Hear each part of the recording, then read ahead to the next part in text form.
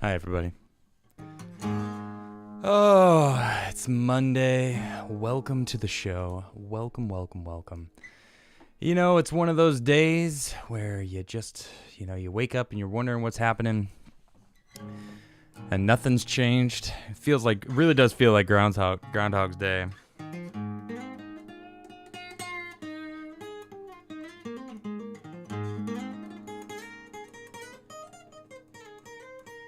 Shout out to all my regulars. I see a lot of familiar faces in the chat, and I really do appreciate all of you. You know who you are. A lot of people come regularly, and I do appreciate all of you guys for showing up for me. It's really fantastic for me, and I really do appreciate each and every one of you. I am currently writing some new music.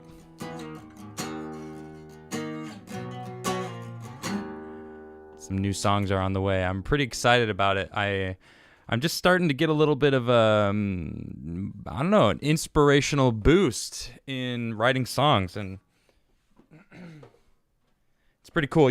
It actually started from this Mark Manson book that I was reading an audiobook on the way home from Thanksgiving. It's the subtle art of not giving a F word. For lack of wanting to swear, right? Or, to tell you the real name of the book. Well, it's actually F***K. So, however you would like to pronounce that yourself, by all means. But it really, every single thing about this book really drove home right to the way that I already kind of live my life. It's so important to not, just for lack of better words, give a F about what people think about you, or it's a long book. I don't want to basically sum up this whole book for you guys, but basically it's choosing what you care about is really important, and not caring about everything. Too many people care about what other people think. Too many people care about things that they shouldn't care about, instead of worrying about the things that they should be worrying about, and letting these things that they care about control every asset of their lives. And it's interesting. It's a great book. I definitely suggest it for anyone who doesn't know what it is. So I am going to be talking about a few interesting things today. Obviously, the election, because my goodness, that is what is prominent in our lives right now. We really just want to know, what is the deal? Is there fraud? Isn't there fraud? Who won? Who is actually going to be declared the winner? Who I believe. I believe Trump won in a landslide, and a lot of people actually believe it as well. And so I'm going to talk about. There's a whole bunch of stuff that actually happened today. People are saying it's over now. The judge has tossed this, and I'm going to talk about this judge because I have some thoughts about this judge. I can't stand this freaking judge. I actually listened in on I was able to find the actual conversation between Sidney Powell and this judge, and it's ridiculous. This judge. I'm gonna talk about it. And then we're gonna talk about Matthew McConaughey. He kind of comes out a little bit and talks about how the left they're just rude and terrible for being so condescending towards anyone that isn't in their, cult, I guess. He didn't say that. I kind of summed it up, but I'm going to talk about that. Then we're going to talk about some space stuff. There's this 83-year-old man that was head of, I don't remember exactly, some Israeli force, who came out saying aliens are real, and they have a pact, or some sort of contract with the United States government to not come out because people can't accept them yet. So interesting. So I'm gonna read that to you guys. Then we're gonna talk about some other stuff. Japan just brought back actual asteroid rock. They were successful in bringing it back. I'm gonna talk about that. It's very cool. The International Space Station just flew overhead about 40 minutes ago. I ran out to see it. I wasn't able to see it. Of course, I'm kind of surrounded by forests, so I don't really have a good view of the sky. I unfortunately wasn't able to see it, but we're going to talk about it. SpaceX got a ridiculous deal. 800, is it million? I think it's million. 850 million. Hold on, I want to just give you the real. Yeah, $885 million for Starlink broadband service to America, which is incredible because that means people in the middle of nowhere all across America are suddenly going to be able to have really good internet. Now, I don't remember exactly the numbers, but it's better than the internet we've got here right now. So it'll be a vast improvement for the internet in our house. So I'm pretty excited about that. So we're going to talk about that, talk about some of the new, a new Dragon capsule was connected today. I had a bunch of Christmas goodies for all the astronauts up there. I think there's 7 of them now hanging out. All right, but before we do, if you haven't subscribed, please subscribe because it really helps me grow. I haven't really been growing. Of course, I don't really ask people to subscribe to me. I feel like, if people want to subscribe to me, they will. And if they don't, they won't. That's okay. But, why not? It really does help me grow. If you hit that subscribe button, I really would appreciate it. Also, smash that like button. You got to smash it. Smash. Oh, smash. I'm in a constant state of smash behind me. You can see the like button is always being smashed now. I love this. Someone actually made this like button for me. And I really appreciate that. I believe it was Sarah who made it for me. I actually have she made a smash sign, but you can't see it. I should actually bring that down because it's not the same. Right? You see that? The smash little. Yeah. Let's see. I don't know if that's gonna stay, but smash it, smash. Wow, there's a very good ratio of like to smash ratio. I really do like that. Appreciate that. I'm going to spin the UFO. For everyone who's who's smashed the like button, this spin is for you. If you haven't smashed that like button, look away. All right? This spin is not for you. This is only for the people that have smashed the like button. All right? I'm serious on this. All right? Not that I can stop you, but this is not for you unless you've smashed the like button. All right? That's what's going on here. All right. Anyway, so let's talk about all this stuff. Oh my gosh, some crazy stuff's going on. First and foremost, let's talk about Arizona. Now, as you know, I voted in Arizona. And I didn't vote in Maricopa County, which is where where Dominion was being used in Arizona. It wasn't used in Pima County where I voted. So I don't know how my vote was affected. If my vote was affected, I still don't know if my vote counted. People have come to me and say that I did something illegal by voting there, where Arizona's been my legal residence for over 12 years. I've lived there. It's my home. I still had my apartment there. So that aside, I would like to know if my vote counted. And we're seeing here Kelly Ward. She's taking the fight. Now, there's a nice interview that she had on the Mike Broomhead show, and I listened to it, and she is sick of being lied to. She's sick of being told to go away. She is exactly how I feel right now. Stop telling me to sweep this under the carpet. Stop telling me that nothing's wrong. Stop going from there's absolutely zero evidence of voter fraud. This is the most secure election ever to, all right, well, there's some cases of voter fraud, but not enough to throw the election. Well, you can't go from the most secure election ever to suddenly, well, there's some, but it's not widespread. This is that whole argument that they keep doing. Well, there's no proof of widespread fraud. There's no widespread. Like, well, what's your definition of widespread? Every state? Okay, if it was in every state, sure, that would be considered widespread fraud. But no, it's not widespread. It's only in specific cases in specific counties.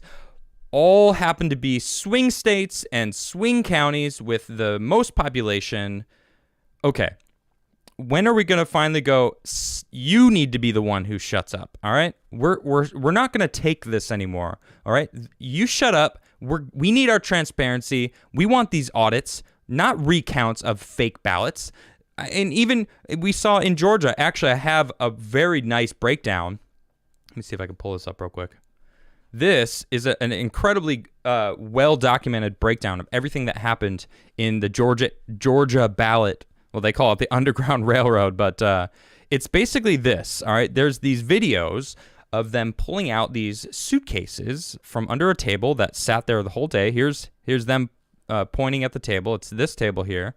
And they actually show someone counting ballots up to 3 times. They take the ballots out of a machine, feed them right back into the machine. 3 times they do it on video. They've got it. Now, this person actually went and said, I'm going to do a live interview. I'm going to talk about everything. And then this all came out, and she switched to saying, I'm not going to do any interviews. This is bigger than me. I'm going to get a lawyer. And she lawyered up. Why do you feel like you need a lawyer? Interesting. Now, I'm not going to go through all of this because I actually did a segment on this when it first broke last week. I think it was Thursday, it was Thursday, I believe, with Carlin. We talked about it, or maybe it was Friday. I don't remember exactly, but it's crazy. But here's the thing about Arizona: the Supreme Court agreed to weigh election challenge. All right, so I don't know what's going to happen from this. All right. The Arizona Supreme Court agreed Monday to hear an election challenge brought by the state's Republican Party chair, Kelly Ward, concerning mail-in ballots in Maricopa County. That's not even bringing into any Dominion information, which is really what I'm focused on, because supposedly the Trump team, they released a statement last week saying the Dominion machine that they got in Georgia, they ran 50 Biden votes, 50 Trump votes through the machine, and it altered 27 votes. All right, 27 votes switched over to Biden. They were like, okay, that's weird. Okay, what's going on with that? They ran it through again because they were like, maybe it was a glitch. Nope. Same thing happened the second time. 27 votes switched over. That was in one county. It happened to be a small county, but it was a Dominion's machine. So that right there shows me any Dominion machine needs to be audited, needs to be analyzed so that we can see if there's anything fraudulent about it, because clearly there was something fraudulent. I talked about this last week. These people in Georgia are Dominions wiping their software. Like, oh, there's, we need to, there was some sort of software failure. We have to wipe the entire machines and upload the system software. How is that possible? How are they talking about how it, no voter fraud, whatever. Oh, these machines, no, don't worry about it. We got to wipe the system. It's like, okay, well, if they wipe the system, was it 37? I see chat correcting me. It was 37 votes. Even worse. 27, 37. It was fraud. It was flipped. Thank you, chat. Appreciate you. I see you over there. Chat's got my back. Yeah, this is ridiculous, though. So back to this in Arizona. We got the Supreme Court. A lower court judge dismissed her case on Friday, but she took the challenge to the state's highest court and had a small sample of ballots and envelopes she was able to inspect showed some irregularities. Arizona's results showed presumptive President-elect Joseph Biden topping President Trump by about 10,000 votes, or 0.3%. Now, remember, this is only the mail-in stuff that she's talking about. Now, if we've got fraud in the Dominion software machines, it's thank you, Chad. It's 0.26% of the vote switched. 0.26. But think about that. 0.26% of 81 million votes. Now, keep in mind, not all of those 81 million votes were through Dominion software machines. But there's some people who are doing, of course, there's many people doing the math on this. If all of the Dominion software did 0.2% switched over, in Georgia alone, it's 140,000 votes or something like that, some crazy number. Bottom line is, it's enough to switch the election in Georgia alone. Now, they use Dominion in 28 different states. Arizona, Pennsylvania, Michigan, Georgia. These swing states, these key places to, basically swing the election. Look at this. We got Georgia sheriffs offering to help investigating claims of voter fraud. The sheriffs are getting into it now. Why is the sheriffs getting involved in this? Look at this. This is in Oconee County. 2 Georgia sheriffs are offering their offices investigators to the Secretary of State to help him look into cases of voter fraud for the election. On Facebook, Oconee County Sheriff Scott Berry said he and other sheriffs stand ready and vigorously investigate voter fraud across this state to ensure everybody's vote counts. According to Secretary of State Brad Raffensperger, his office has over 250 open cases related to the election. These elections included possible double voting, absentee ballot fraud, and other allegations. The Secretary of State's office only has 23 investigators, but Raffensperger requested assistance from Georgia Bureau of Investigations to help get the caseload done quickly. Quote, I am offering at no cost the services of our crime scene specialists and investigators to augment your own office's own capability to investigate said suspected offenses and report their findings to you, the local district attorney, and our state attorney general, Barry said. This is, I'm glad, because you know who puts sheriffs in their office? The people do. The people put those in. And I like that. I like that, the whole sheriff system. People should vote in everything. We the people. That's the whole point of this country, is we the people decide. We don't get to choose the judges. And that's what I want to bring up next. This judge. Oh my gosh. Look at this. This is from the Election Whiz. Really good person to follow on the election. I follow him on Twitter. But this is an interesting. It's very short because it actually includes the audio of the hearing. All right, now it's like 25 minutes long, so I can't play it for you guys. But I listened to it earlier, and this judge, right off the bat, okay, this judge had it out. You could tell right off the bat. The first thing, he's just like, I can't believe that you're even here bringing this to my attention. Why are you wasting my time? Trump lost. Now, he didn't say these words verbatim, but he said it with his attitude. This guy already had a bias. People, I posted this on Twitter, and someone said, that's not a judge, that's an activist. And actually, that makes sense. He literally said to her, you should have done this months ago. It's too late. The people have spoken. Excuse me? And then he goes, this blew me away that he said this. He said to Sidney Powell, he said, would this even make a difference? Even if you did win, Mr. Trump can't win. And Sidney Powell's like, what does that have? Wait, what? Yes, he of course could win. We have, all these other cases in many of the other states that actually have even more damning evidence on voter fraud in all these other swing states. We're talking about Georgia. We're talking about this evidence that I'm laying in front of you right now. And he goes, well, what's the difference? It's not going to make a difference anyway. Yeah, the people have spoken. Get out of my office. Now, I paraphrase the last bit. Like, he didn't say that verbatim, but he basically came out and he said that. He said, why? What difference is it going to make? What judge says that? Election fraud is election fraud. If there's proof of election fraud, those people should be held accountable. Those votes should be thrown out. Who paid this guy? That's the only thing I could think. All right, this guy's clearly paid off because the people don't vote judges in. You know that, right? The people don't appoint judges.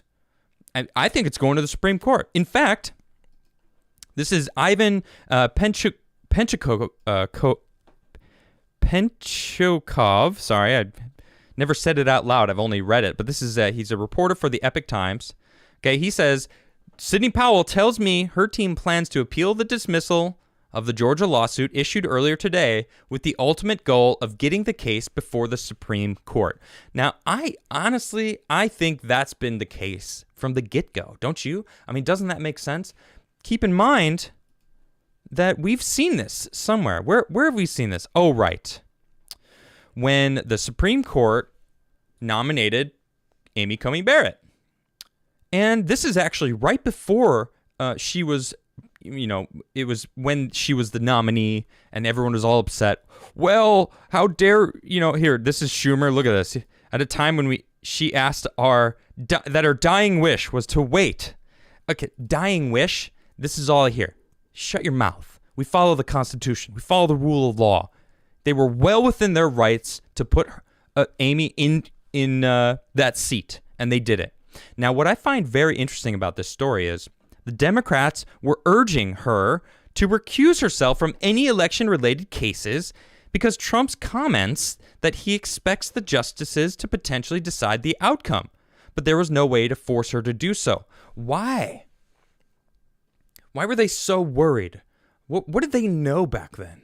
Just because Trump said, yeah, it might go to the Supreme Court, because, I mean, he's been talking about voter fraud. But why were you Democrats so worried about her making a decision in anything that had to do with election fraud? Is it because you knew also that it was going to go to the Supreme Court? Because you knew she was the wrench in your plan. If it did go to the Supreme Court and Ruth Bader Ginsburg was still around, it might have been a little bit different. But now we see she actually might be the biggest difference in the end of this, okay? I see it going to the Supreme Court. This is from the Epoch Times. Trump said just yesterday. Did you say it today? Yeah, it was today. He goes, big things are happening. You're going to see a lot of big things, all right? On alleged election fraud, I think the case has been made, Trump told reporters at the White House. And now we find out what we can do about it. But you'll see a lot of big things happening over the next couple days. Now, he didn't elaborate, it says. But what do you think it means? I think they're going to the Supreme Court. That's what I think. I think they're working their way up the ladder to get to the Supreme Court, because the Supreme Court's paying attention and watching all this stuff.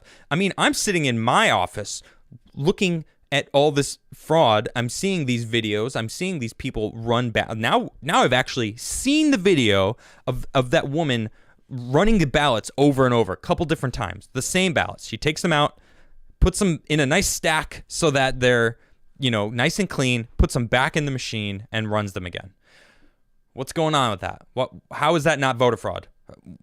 Oh, they're like, well, there was an investigator in the room. Like, whatever, nothing to see here. It's like, okay, well, what about her rerunning those ballots over and over? They were supposed to count those ballots. Everything's fine. Stop asking these questions. No, we're not going to stop asking these questions. I want all the answers. We deserve them. We, the people, deserve to understand everything that goes on in our elections, okay? As far as I'm concerned, from what I'm seeing, Trump did win in a landslide. He did. And get rid of mail-in ballots. Now, it's a shame because a lot of people used that system because they believed that was legit, when they didn't realize absentee ballots are literally for a situation like a pandemic. That's what those are for. If you're fearful of getting sick and getting caught somewhere else, you get an absentee ballot. Mail-in ballots are so different, okay, that they are fraudulent. We are seeing all sorts of fraud with them. They were counting ballots that weren't even folded, okay? They were pristine with only Biden checked, nothing else, no down ballot at all, just Biden. Boom. Mail-in ballots, which you have to fold into an envelope and send off. So how are they completely crisp? That doesn't make any sense. We're seeing that. We're seeing people running them through. Now we're the envelopes to cross-reference the signatures have been destroyed and they're gone. Like, they're supposed to keep votes for up to 2 or 3 years after an election, just in case. Just in case. All right? Not to mention all the laws that they changed over the past 7 months moving up to the election to make it easier to do all of this, to make it fraudulent. There is so many red flags for me, and I'm sitting right here. I've been sitting here scrolling the internet, digging and digging and digging from my seat here. Can you imagine what Trump has? He is awfully comfortable. Awfully, look at this. The president was answering a question about what his strategy would be after electors vote in the Electoral College, which is scheduled for December 14th. The election was totally rigged. It's a disgrace to our county, or our country, Trump also asserted. It's like a third world country. These ballots pouring in from everywhere, using machinery that nobody knows ownership, nobody knows anything about. They have glitches, as they call them, glitches. The glitches weren't glitches. They got caught sending out thousands of votes, all against me, by the way. That's true. I'm still waiting for someone to show me a glitch that goes to Trump. You would think that they would be like, maybe we should do some glitches the other way so that, no, you know what? They couldn't afford that because Trump was winning so heartily on election day. He was killing it. Everybody went to sleep like, man, Trump's got it. Woke up the next day like, what is this? Now you know the double lines with the freaking blue blip that goes up 150,000 votes in all the different swing states. Well, looks like Biden's got it. What? No. So much fraud. We just want to see this stuff. Now, dude, Trump is way too calm about this. Now, he knows how to win. He's a winner, clearly. Dude's been winning his whole life. I've looked into his whole career. People can get upset at him. You can knock him, but man, he's a successful man. All right? Sure, yeah, he took his grandfather's empire, which his father took up the mantle when he was 12.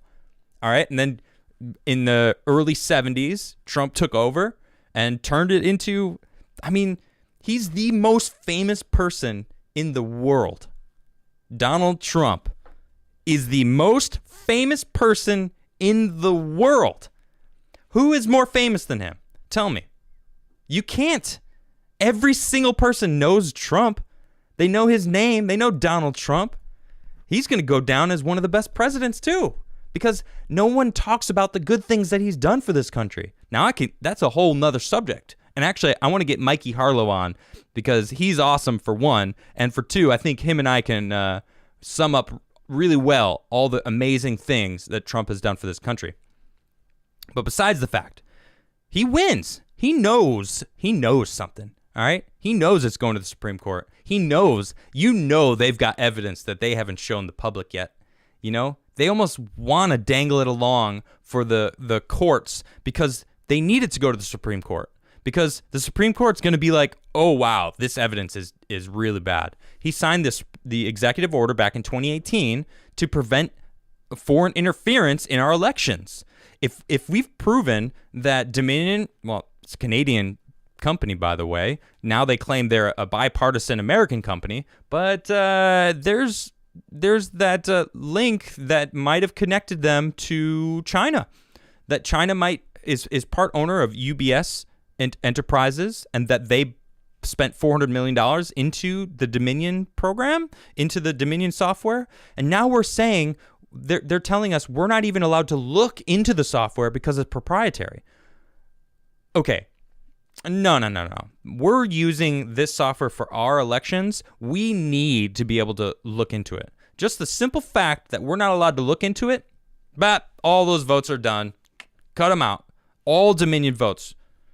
Seriously. And if people are upset about that, then they should demand a revote.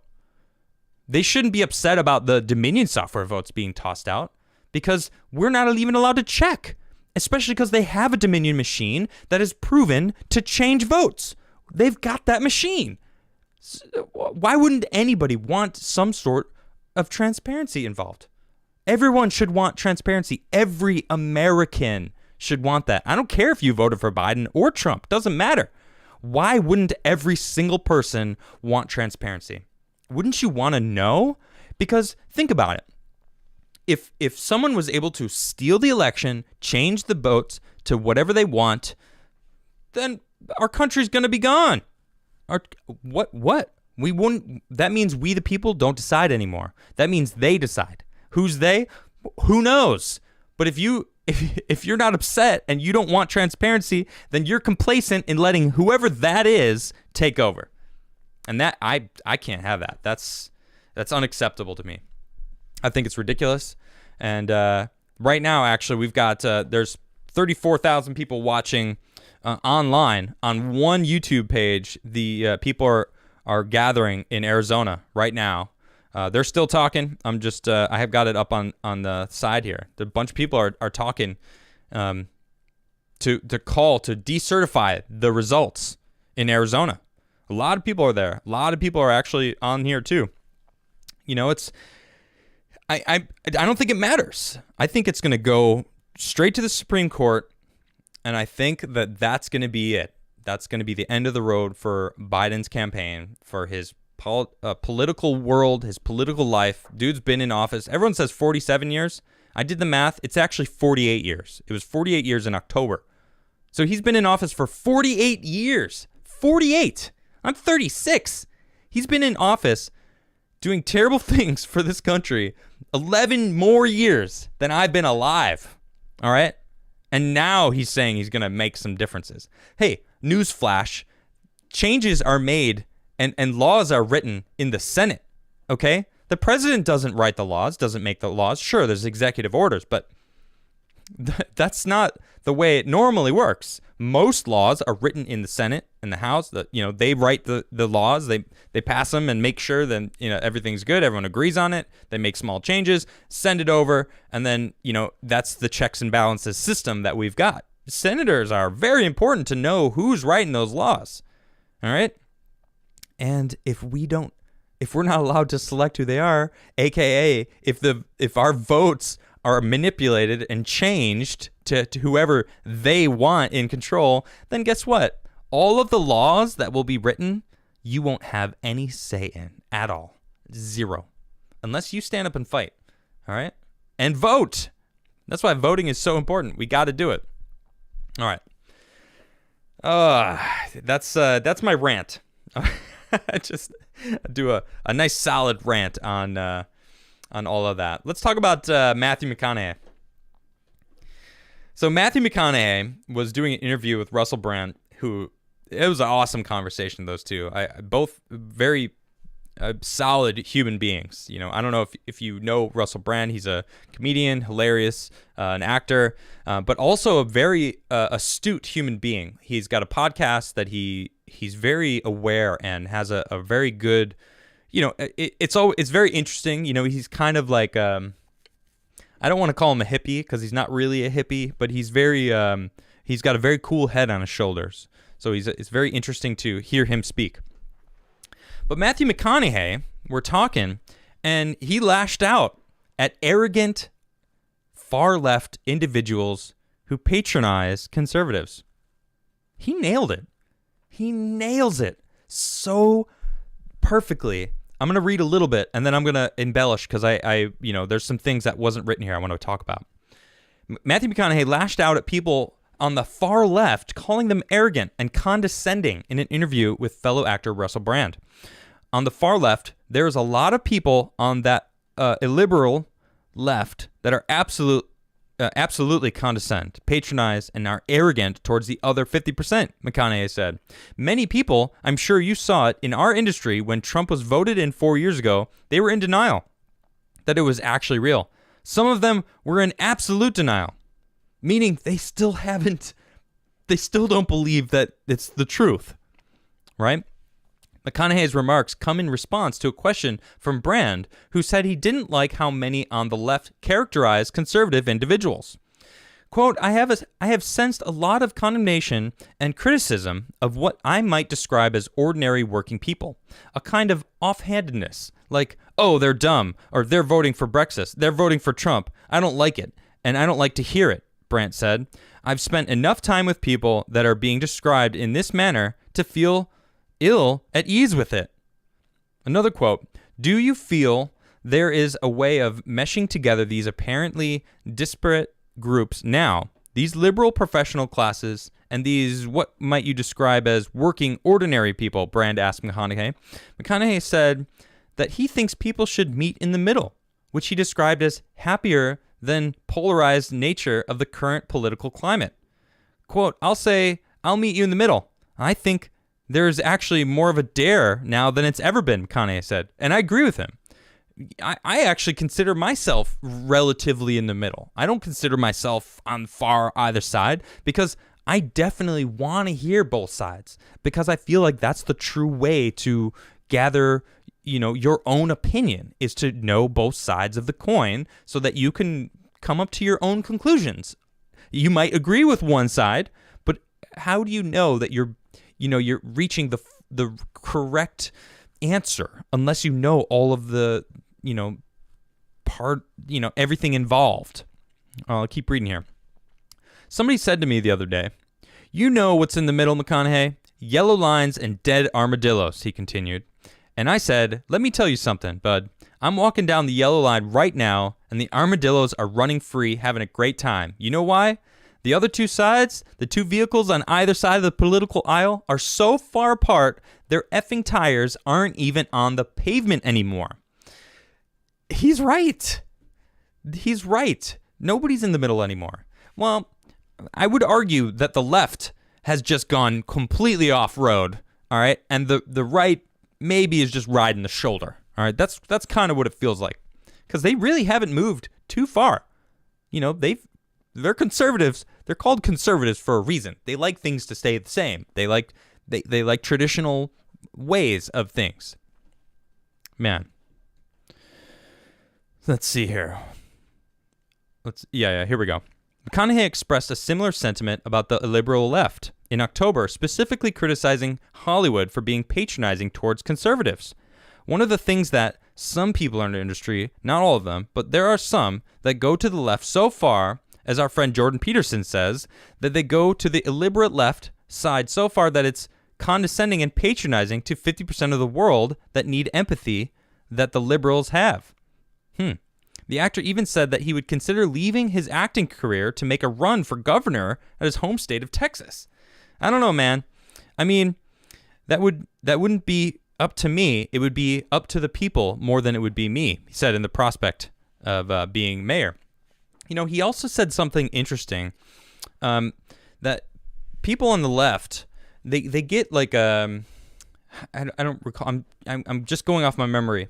This was hours ago, but he said something about how they get like a boost from being negative towards people, and he compared it to like a light, like and charging that light with just like a small little battery that will die. All right, they need to keep being negative. They need to charge their light again, and you know, instead of being positive, which is more akin to like a solar light, which will just always be lit.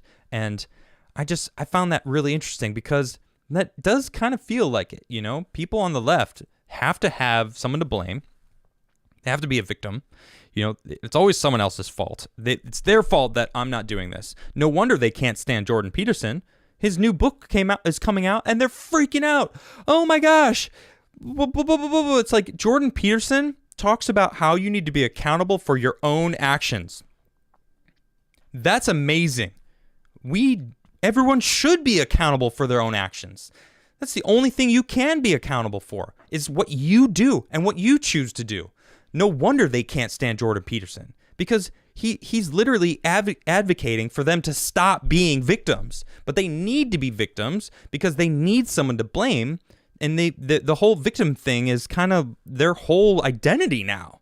All right? Jordan Peterson's like the antithesis is that. They're like, whoa, we can't listen to this guy because he's telling us we're wrong. Newsflash, you are wrong, okay? And the more people speak up about it, like Matthew McConaughey, props to you.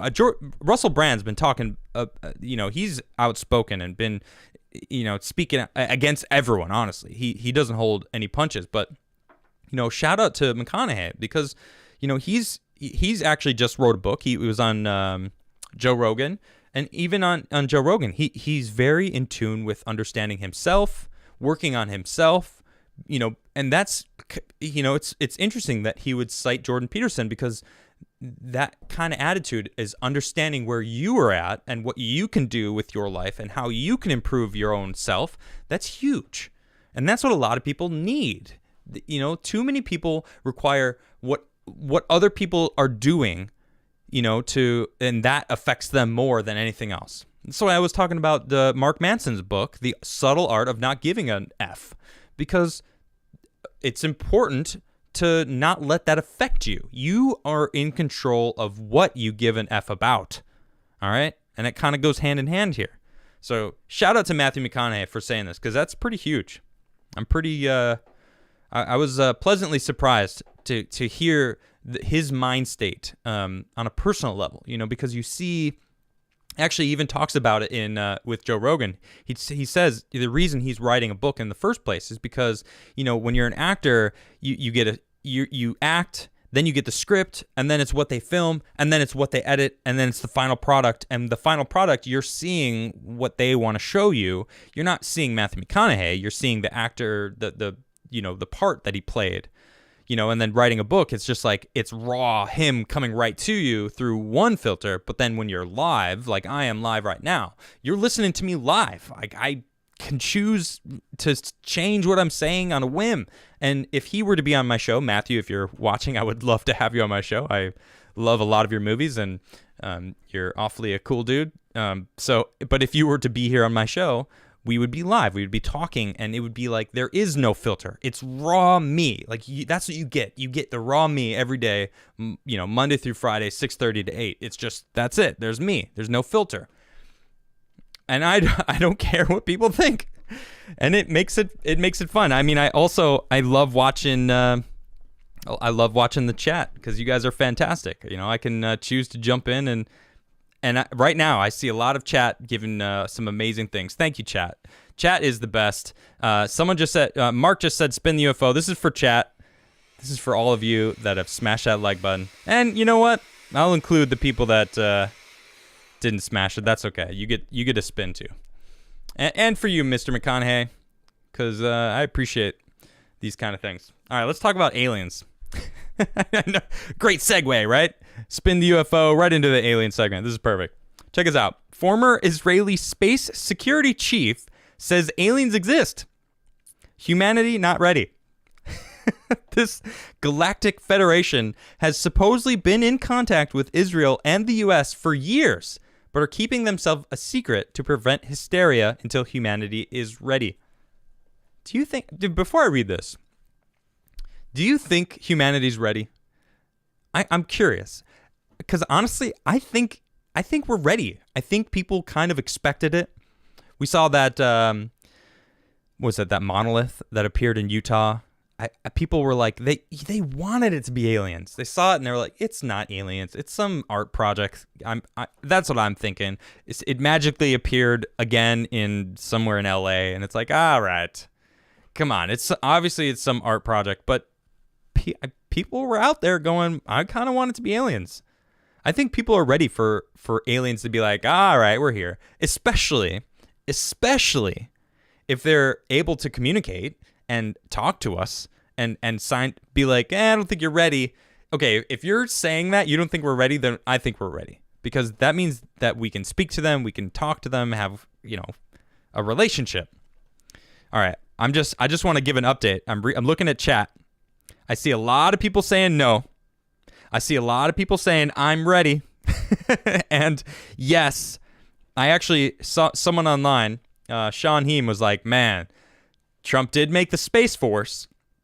All right, he did, and I actually have the new Space Force badge, and actually the classic Air Force Space Command badge, which someone sent to me. Very cool. He was like, that's the battle I want to see. I don't want a world war. I want to. I mean, asking me though, I don't want to fight aliens. I want peace on Earth. I want peace in the skies, in space. I just want to get to that point where we can finally go explore and have our own spaceships, and have IFOs, identified flying objects. I think one day. All right, let's read more about this. This is a beautiful picture. Let's see. This is a lenticular galaxy is shown in this NASA handout provided July 19th, 2013. Situated about 80 million light years from Earth, this image was captured by the Advanced Camera for Surveys, an instrument on the NASA Hubble Space Telescope. Beautiful picture. I don't know what it have to do with anything, but I just thought it was cool. According to retired Israeli general and current professor Haim Ashad, don't know how to pronounce it, that's okay. The answer is yes, but this has been kept secret because humanity isn't ready.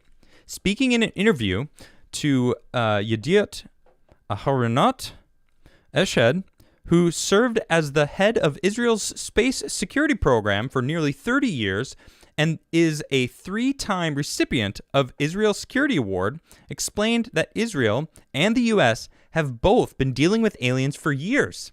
And this by no means refers to immigrants, said Ashad, clarifying the existence of a galactic federation. There it is. Existence, that there is a galactic federation. Shocking. The 87-year-old former space security chief gave further descriptions about exactly what sort of agreements have been made between the aliens and the U.S., which ostensibly had been made because they wished to research and understand the fabric of the universe. I don't know why that's in quotes, but all right. This cooperation includes a secret underground base in Mars where there are American and alien representatives. Wow. All right. If true, this would coincide with U.S. President Donald Trump's creation of the Space Force as the fifth branch of the United States Armed Forces. Though it is unclear how long this sort of relationship, if any, have been going on between the U.S. and its reported extraterrestrial allies. But Ashed insists that Trump is aware of them and he was on the verge of disclosing their existence. However, the Galactic Federation reportedly stopped him from doing so, saying they wished to prevent mass hysteria since they felt humanity needed to evolve and reach a stage where we will understand what space and spaceships are. Yediot Ahernot reported. I don't know if I'm saying that correctly or not. That's all right. As for why he's chosen to reveal this information now, Ashed explained that the timing was simply due to how much the academic landscape has changed and how respected he is in academia. All right.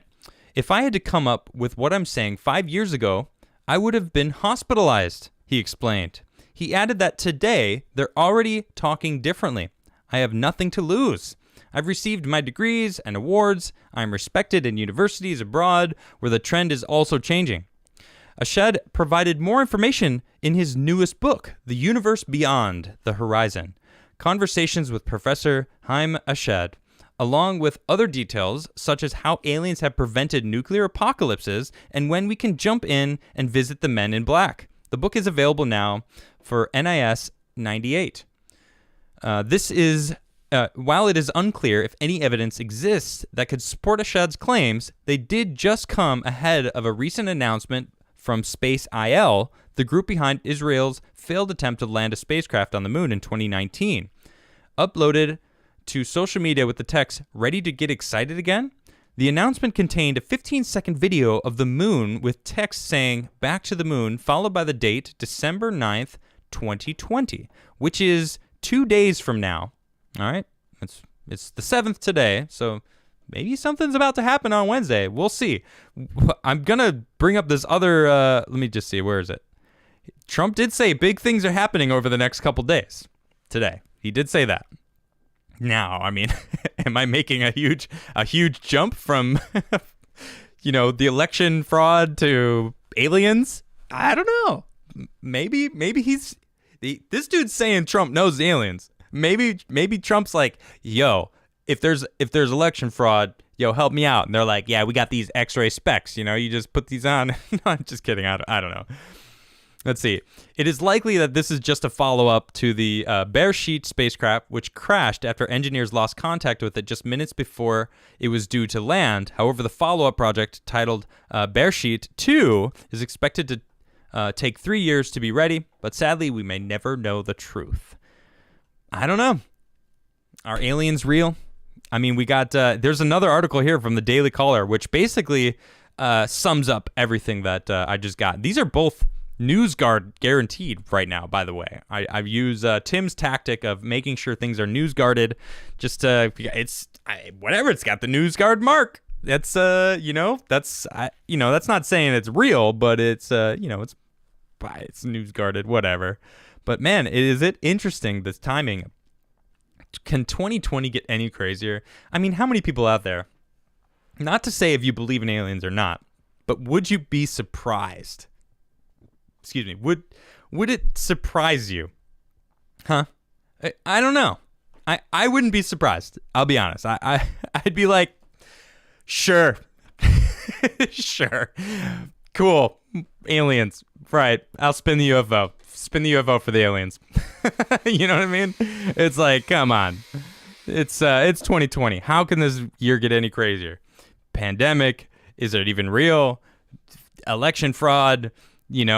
Me being fired from the Timcast IRL show. Crazy things have happened this year, So who knows what else this crazy year has to bring for us, right? I tell you what, though, it is pretty cool. Look at this. Japan, the Hayabusa 2 capsule with asteroid samples in perfect shape. Perfect shape. All right? This is, where is it? Do I have, there it is. This is them. This is them recovering the capsule. This actually has samples from an asteroid. That's correct. Now, everyone was all excited. I think it was like 2 weeks ago, maybe 3 weeks ago now. I don't know. This month has been a buzz. All right. NASA was able to land on an asteroid, grab some samples real quick, but they weren't the first country to actually do that, and that was Japan. And now they've got it, and they've returned home with all the samples. So let's read about it. A capsule containing the first significant quantities of a rock from an asteroid is in perfect shape, according to scientists.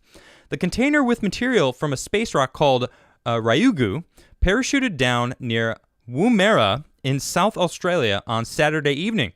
A recovery team in Australia found the spacecraft lying on the sandy ground with its parachute draped over a bush. The samples were originally collected by the Japanese spacecraft Hayabusa 2. The spacecraft spent more than a year investigating Ryugu before returning to Earth. As it approached our planet, Hayabusa 2 released the capsule with the samples and fired its engine to push it off in another direction. The 16-kilogram capsule, meanwhile, entered the Earth's atmosphere. The official Hayabusa 2 Twitter account reported that the capsule and its parachute have been found. Hayabusa 2 is home. Dr. Yuichi Tsuda, project manager for the mission, said at a press conference on Sunday morning in Sagamihara, Japan. We collected the treasure box, he said, adding, this capsule collection was perfectly done. That is so cool. He said there is no damage to the container. It really does look in pristine shape. And you know what I find really interesting here? I don't know if you're not looking at this picture, if you're just listening to the podcast, it shows a picture of someone collecting it, and they got gloves on. They got what looks like a bulletproof, like maybe X-ray, prevention suit on with like a glass shield, but there's no mask. You'd think that they'd be wearing a mask, right? I mean, all this stuff about the pandemic and like learning about masks. It's like obviously this container is probably sealed. But it's still, inside the container contains dirt, rock, whatever, material from an asteroid. I wouldn't want to be near that thing without a mask on to breathe in any sort of whatever. I mean, I've seen enough space movies to know that there's always either an episode or some sort of part that someone gets infected because they took their helmet off because they think there's oxygen, whatever, or a little bit of dust gets in and it gets into their system, and then suddenly they've got some weird, crazy space virus and it eats their system. They turn into a mushroom or some crazy thing. But he's not wearing a mask. Why isn't he wearing a mask? Anyway, let's see. Dr. Hitoshi Kininaka, Director General of Japan's Institute for Space and Astronautical Science, said, we started development on Hayabusa 2 in 2011. I think the dream has come true. Addressing journalists, he acknowledged past missions that had experienced technical problems, but said regarding Hayabusa 2, we did everything according to the schedule, 100%, and we succeeded in sample returns as planned. As a result, we can move on to the next stage in space development. That's awesome. The next stage includes a mission called MMX, which will bring back samples from Mars' largest moon, Phobos. Very cool. Earlier on Saturday, the capsule was picked up by cameras as a dazzling fireball streaking over Australia's Coober Pedy region. I don't know how to pronounce that, but Pedy. Screaming towards Earth at 11 kilometers per second. It deployed parachutes to slow its descent. The capsule then began transmitting a beacon with information about its position. And here is a picture of the capsule packed in a transport box. Very cool. I am really looking forward to seeing the kind of stuff that, what kind of materials is it made of?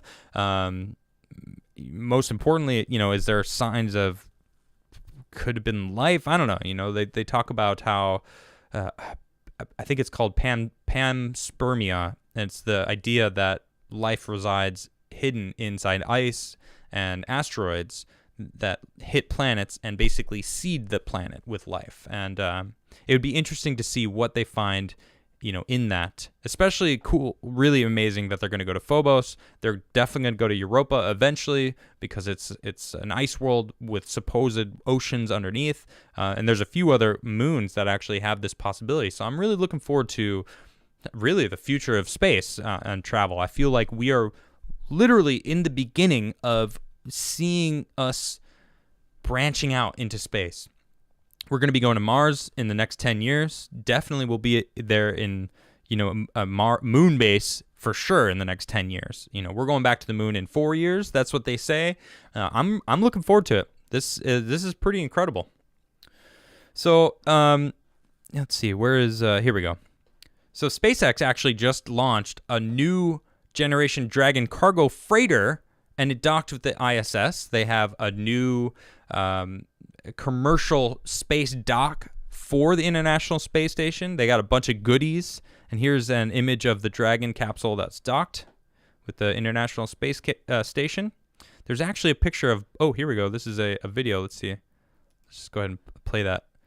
This is actually the Dragon capsule coming in for a connection. And actually I don't remember where it is, but you can actually control the Dragon capsule yourself via, it's like a video game basically.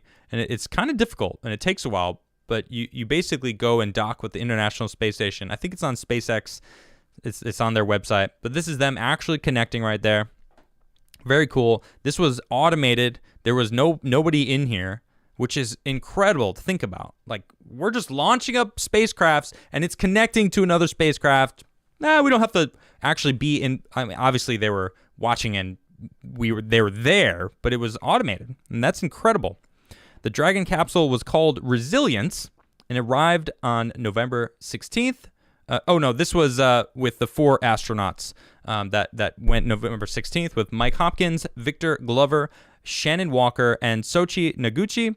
And they were docked, and now they actually got a bunch of materials. They got some goodies for the Christmas that's coming up shortly, the holidays. So I'm very excited. Someone just said, watch The Expanse. I love The Expanse. I've seen it. It's incredible. And I actually have spoken to a few different, not scientists, but space experts, people that are in the industry of working into space. And if you want to check those interviews out, you actually can. On my channel, I have a few different interviews with a bunch of different people in different facets of the space community. Very, very interesting conversations if you want to know more about space. It's very cool. But man, we are really witnessing the future of all of this. And SpaceX is making some serious moves. Not only for space, but they're also, check us out, they win an $885 million for Starlink broadband service. Orlando, Florida. The Federal Communications Commissions on Monday awarded SpaceX Starlink Internet Venture $885 million in broadband services auction for rural America. It was the 4th largest award in recent competitive bidding. The win provides new funding to Starlink, which recently provided free public testing in limited areas in the northwestern United States and Canada.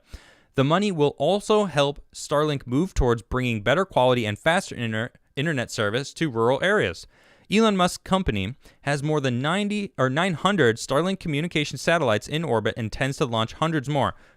Thousands more, actually. And I did this in July. I was talking about this, and I looked it up, and they actually plan to have 20,000 up to 25,000 satellites, and that's going to be crazy.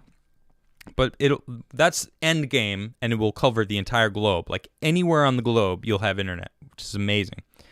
So SpaceX won bids to provide broadband in 35 states, more states than any of the 180 companies that bid in recent auction, which covered 49 states. The contracts are a significant win for SpaceX, said Shagun Sachdeva, who has worked as an analyst covering large satellite constellations and recently founded her own consulting company, French-based Cosmic Apple. I like the name of that, Cosmic Apple. Very cool. If SpaceX manages to get government and military contracts for Starlink, as they seem to be successfully doing so far, they can keep the commercial costs low enough to gain a decent market share. The FCC funding and recent public testing mean SpaceX is most definitely one of the front runners now in providing broadband service. The company that won more funding than SpaceX were LTD Broadband, which operates in the upper Midwest at $1.3 billion, Connecticut-based Charter Communications, $1.22 billion, and Rural Electric Cooperation Consortium, a nationwide collection of rural utilities, at $1.1 billion. SpaceX Starlink satellites operate at roughly 340 miles above the Earth, which is considered a low Earth orbit, and travel around 17,500 miles per hour, according to SpaceX. Winning bids at the auction allow SpaceX to submit formal applications for contract internet services in rural areas. SpaceX has advertised Starlink at $99 a month after the purchase of a satellite dish receiver for $4.99, but the FCC funding is to be used partly to lower those costs for rural areas. I think that's incredible. I think people need to be more connected. People being connected right now is the reason they're not getting away with this fraud, because people are connected. People are talking. We don't listen to the news anymore. That's why people don't trust the news. Not to mention the Smith-Mundt Act, Modernization Act of 2012, which made it so that the mainstream media can actually straight up shove propaganda down our throats. That blows me away. And if you want to know more about that, I did a spot on Friday, and there's a video that you can. It's Section 230 and legalized propaganda. You can check that out. It's crazy, and that needs to be looked at very, very closely. So, yeah, it's we're witnessing this. People are going to have internet everywhere you go, anywhere. And in the middle of the ocean, you could be on a boat and have internet. You could be in the middle of the woods in Alaska and have internet. People are going to be connected. It's not going to be, you're not going to have to be connected via a cable through the ground, run all the way to your house to get gigabit internet, which is what we're waiting for here, by the way. So yeah, I mean, it's we're in a new place in this world, and it's pretty incredible. Yeah, so I don't know if you're out and about. I went out and looked. This looks like Italy there actually, but this is the International Space Station was above Washington D.C. area, which I'm not near D.C. I'm like an hour out, but I didn't see it. I looked for it, couldn't see it. I was kind of bummed. But you can go to spotthestation.nasa.gov to see if you can spot the International Space Station. Supposedly, it's actually really bright, and you can see it. I haven't seen it yet, but I'm going to keep looking to try to find it. So, all right, I'm going to get into some super chats, and if I can, maybe I'll play a song later. You know how I do. Alpha Zero Omega says, "Are you familiar with the final speech from the Charlie Chaplin film, The Great Dictator? I highly recommend a view if you have not seen it." I have seen it. Yeah, I have seen that. It's been a long time since I've seen it, but I remember going, man, that was spot on. Even now, it's spot on. It's great. I'll have to rewatch it because it's been a while. Ian Hall says, cut your hair, you dang hippie. Hi, Space Jesus. It's funny. I actually have been going through this. Do I cut my hair? Do I keep the beard? It's getting to the point because it's really long. This hair is just... It's long. So sometimes when I wake up, it's like under my shoulder and I can't like lift my head up. That's annoying. I can't do that. So it's getting to the point where I'm starting to get more annoyed with my hair than whatever. So we'll see. Ryan says, "I miss your shows. Due to my work schedule, I miss most of them, sadly. Are you excited about Cyberpunk 2077 dropping in a few days? Will you stream it?" I can't wait. I am excited about it. Thank you for even saying that you miss my shows because you can't make them. That's very kind of you. I'm glad you were able to at least tune in a little bit today. But yes, I am excited about Cyberpunk. I have it pre-ordered. I am going to stream it if I can stream it. I'm going to try streaming from my telephone. I upgraded my plan so I have unlimited internet. And I think that I might actually be able to stream fluid from my internet, because I actually did this show when I went out to Arizona to vote. I actually streamed from my phone internet, and it was actually pretty legit. I was pretty pretty stoked on how smooth it was. So I'm gonna try it, and I'm definitely gonna be streaming Cyberpunk. I've got it on my PS5, which you can see it's sitting right here, right behind me. Love that thing. Boxer Tales became a disciple. Thank you so much. Bing, bing, bing, bing, bing, bing, bing, bing, bing, bing, bing, bing. You know what? I'm gonna spin because that's an upgrade membership. Boxer's been a member, and I'm gonna upgraded his membership. I appreciate that so much, keeping me alive out here because I'm doing this on my own now. Alex Jones says it's time for us to back a new political party separate from the Dems and Republicans that has Trump as the leader. I mean, the Trumplicans, right? Or with the tiger, the lion head as the animal. I don't remember exactly. Someone actually made fun of us the other day. I use us because I'm obviously a Trump supporter, as Trumpeteers, and I was like, that's not an insult. That sounds dope. I mean, I liked the movie The Three Musketeers, that era of, sword fighting. It was honorable to fight with a sword instead of a gun. Just when, it was like single shot guns were a thing, but still swordsmanship was still a thing. I don't know. Trumplicans or Trumpeteers.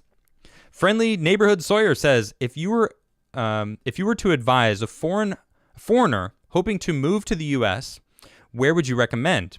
I love old 30 to 70s American architecture, cars, etc. Trump 2020. Where would I suggest? Where would I recommend?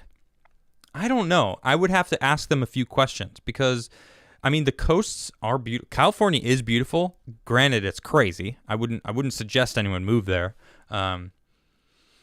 But it's hard to say because I really I've traveled around a lot in this country. I've been into, the countryside of Georgia, outside, Athens, and there's really amazing countryside. Now I'm in the countryside, out in Maryland. I'm from Chicago, but like out in the suburbs. It's nice to be semi-close to a city that you don't need to be living in. I lived in New York. Upstate New York's beautiful. I would say move within an hour to 2 hour range of any big city.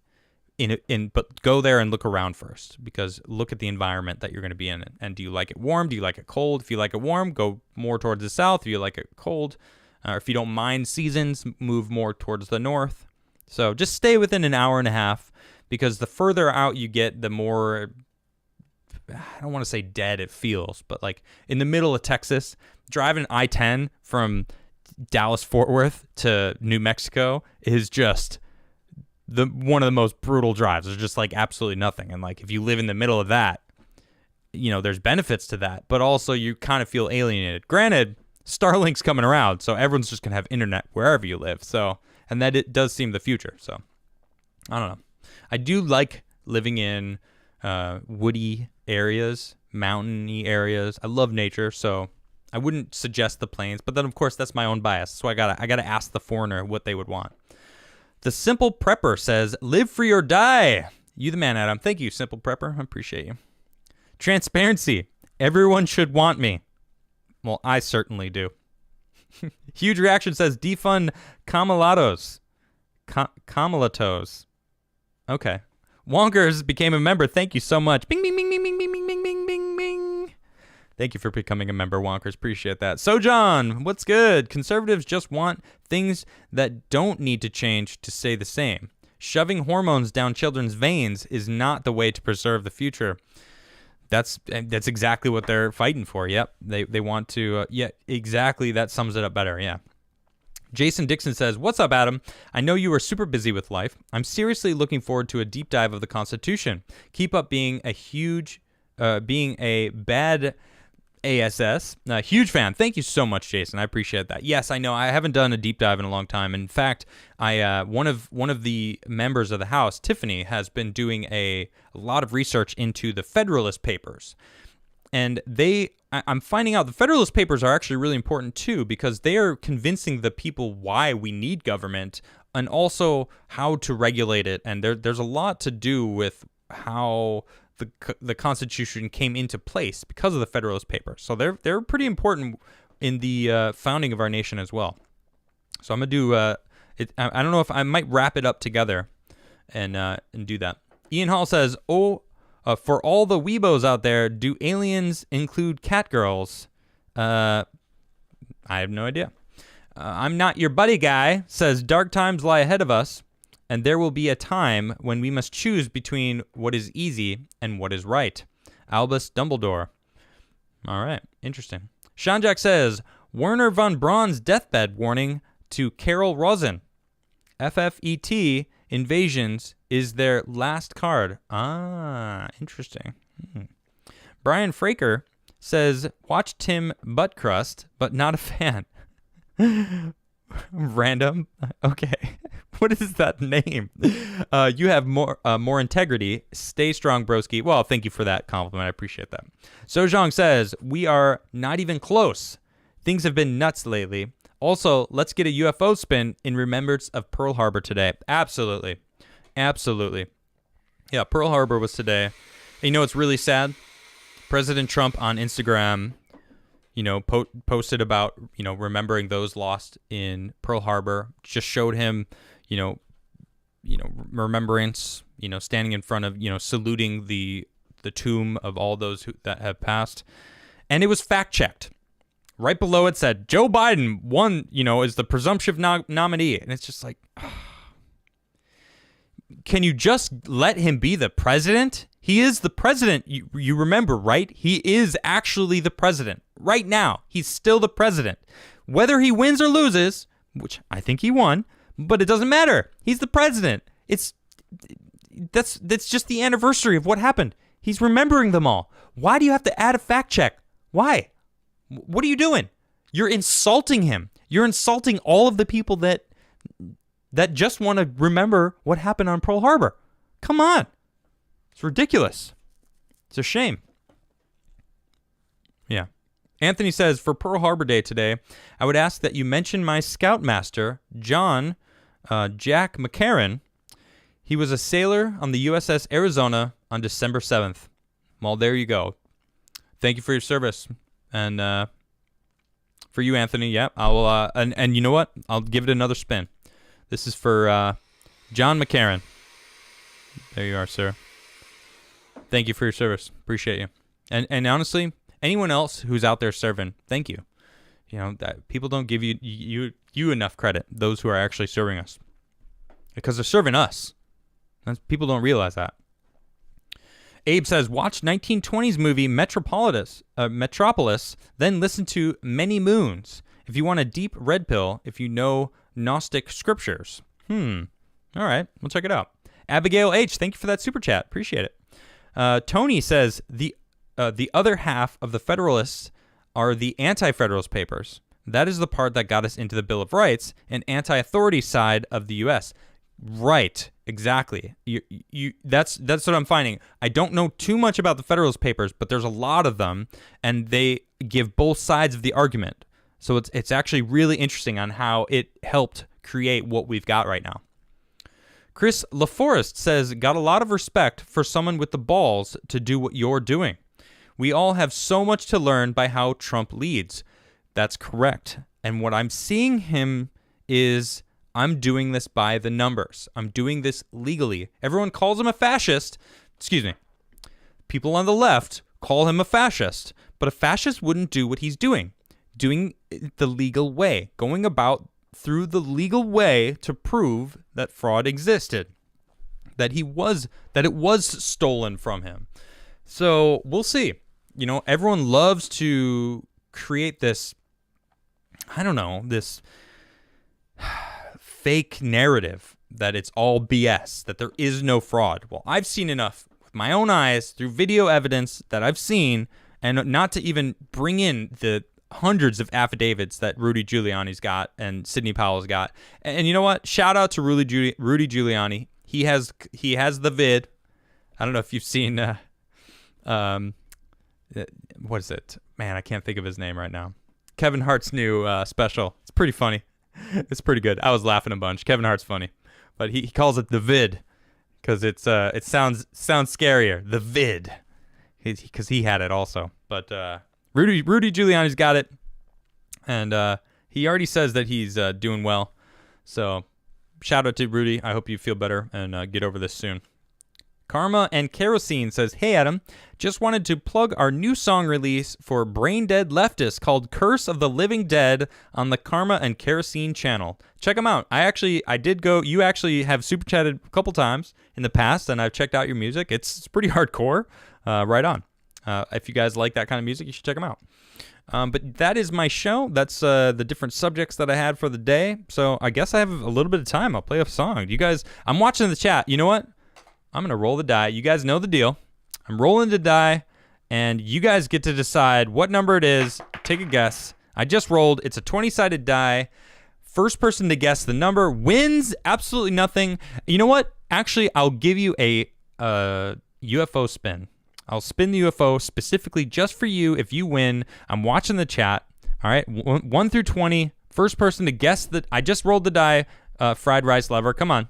I see you over there. Come on. Where's the numbers? I know there's actually a delay. So Abe says, please refer to fascism as the third way and understand that you say and understand fascism is being passed through postmodern filters. I see. Well, you know. All right. Wait. I think someone actually got it. Lady Feline. Congratulations, Lady Feline. It is 8. I rolled a number 8. Congratulations, Lady Feline. This spin of the UFO is specifically for you. Everyone else, avert your eyes. That's right. Avert your eyes, everyone. I'm spinning the UFO just for Feline. Congratulations. Mr. Paul R. says, thanks, Adam. Call us the Lion Party. Also, my uncle was and is a sailor still on the USS Arizona 3 months after hurricane starting repairs. Wow, right on. Well, thank you, Mr. Paul R.'s uncle, for your service and for serving. And it's my pleasure. Yeah, the Lion Party. I like that. I like the sound of that. Nicholas says, hey, did you get the book I sent you? Roll 17. Let me see if I roll a 17 right now. I rolled a natural 20. Oh, natural 20. Very cool. I think maybe I got a few books. I'm not sure. Actually, let me just go grab it. It's right here.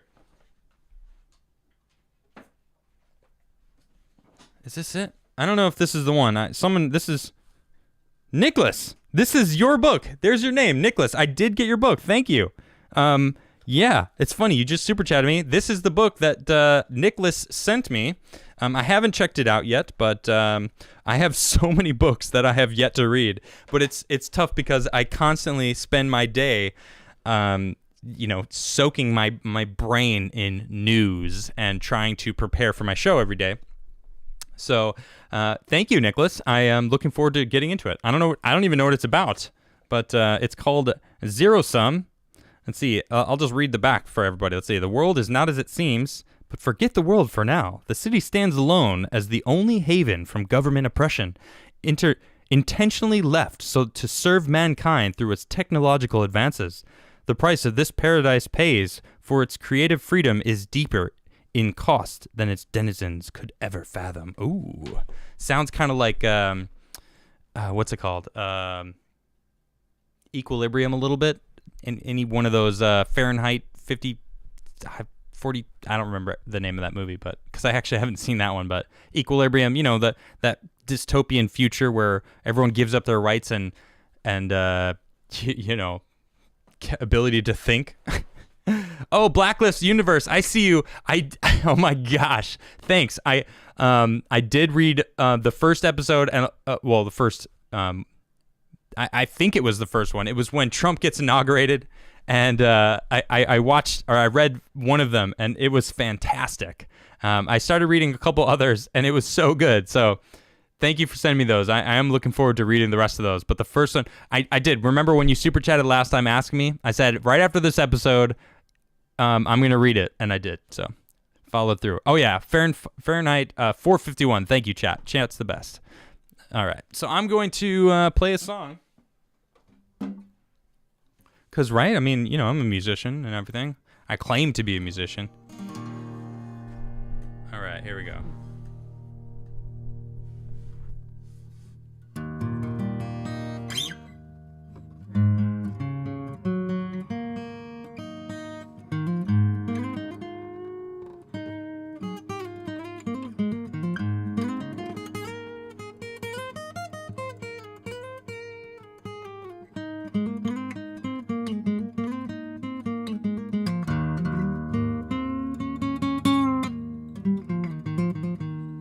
guys have any songs you want me to play? I will play a song if you guys are interested. How much time do we got? 9 minutes. All right, I'm rolling the die. I just rolled the die again. I'm not telling you what I got, but I rolled. All right, so we'll see. Yeah, Blacklist. I definitely did. Sojong the Great says, the Lion Party is what is coming. This is what is similar to the rise of Caesar. Excuse me, he actually took Rome without a drop of blood. Poloni guessed 7. It wasn't 7, but it's cool to see you guessing. Green tea, a couple people are asking for green tea. I guess I'll play green tea.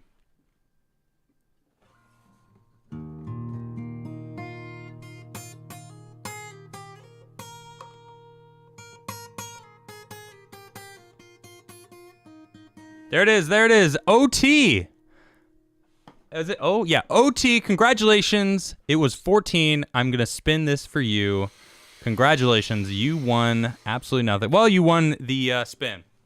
And you know what? Look at that. The ratio from concurrent viewers to likes is almost identical. So if we can get you to smash that like button, even if you're on your way out because I'm about to play a song, that's fine. Smash that like button for me, would you? Oh, yeah. All right, so I don't know if you can hear this. Try to play it and sing it. This is called Green Tea.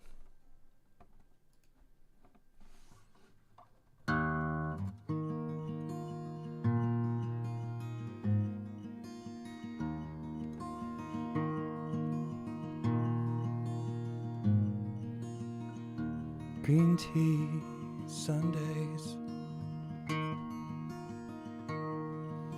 impure breaking of the dawn, cloudy, weightless, roll back over sleep till noon or the afternoon. Something has got a hold on me.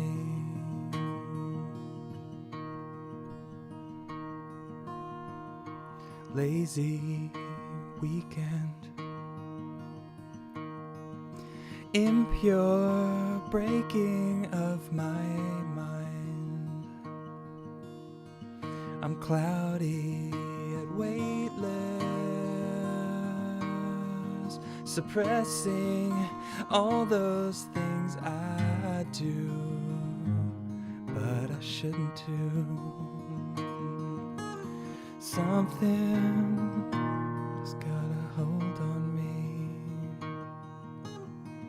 You used to draw me pictures in the dark and erase them with a smiling face. Too bad all those dreams seem to fade away.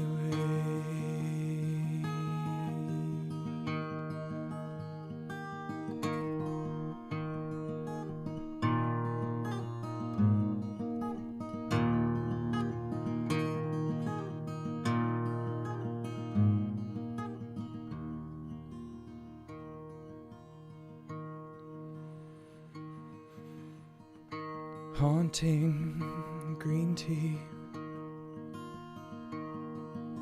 impure breaking of my mind.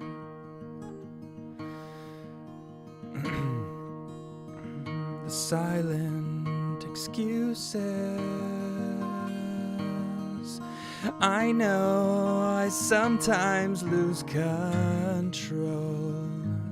That was the start of it all. Something's got a hold on me.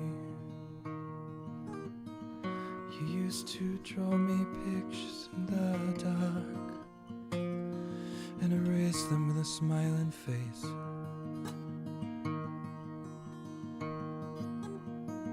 Too bad all those dreams seem to fade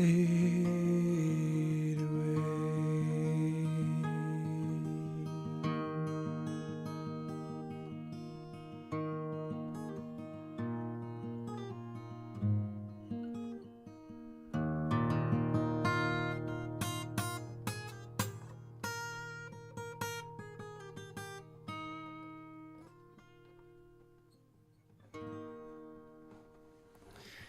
Oh, it's such a shame because the mic isn't on.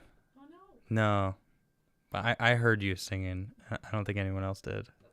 I don't know if everyone was actually asking. I saw a lot of people in chat asking for a duet too, which is kind of a shame. We got a little bit of time. You want to play another one? You want to play one? Which one do you want to sing?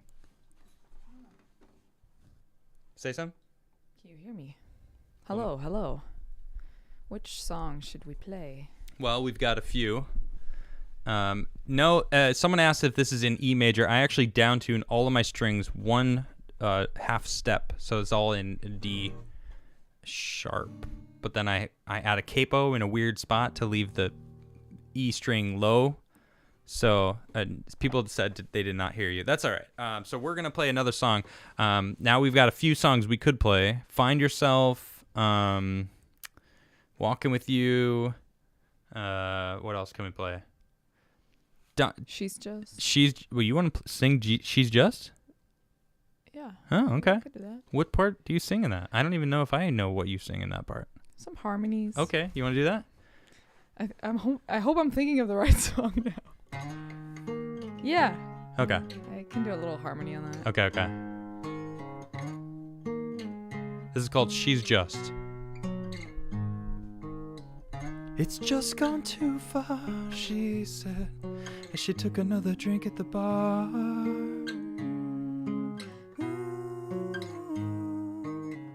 And to tell you what the truth is, I just never knew when to stop. I never knew when to stop.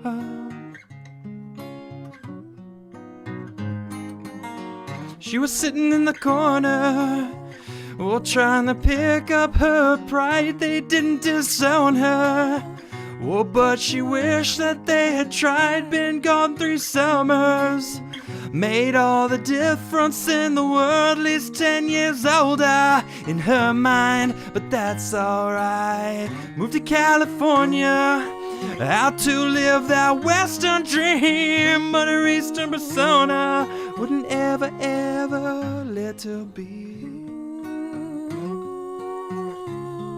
She always ended up missing home. She always ended up missing home. Missing home.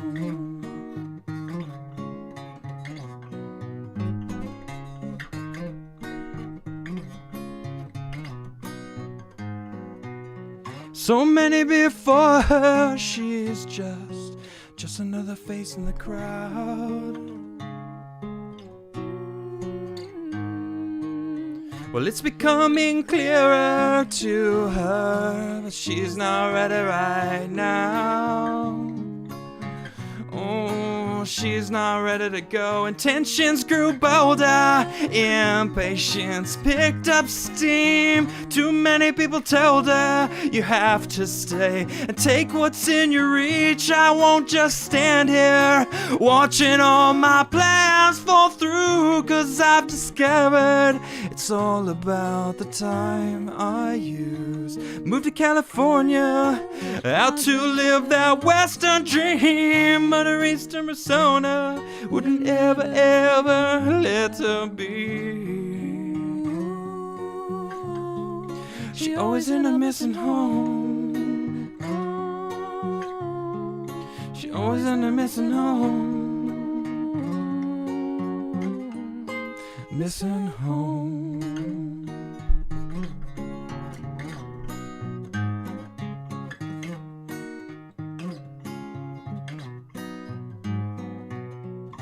Just gone too far, she said.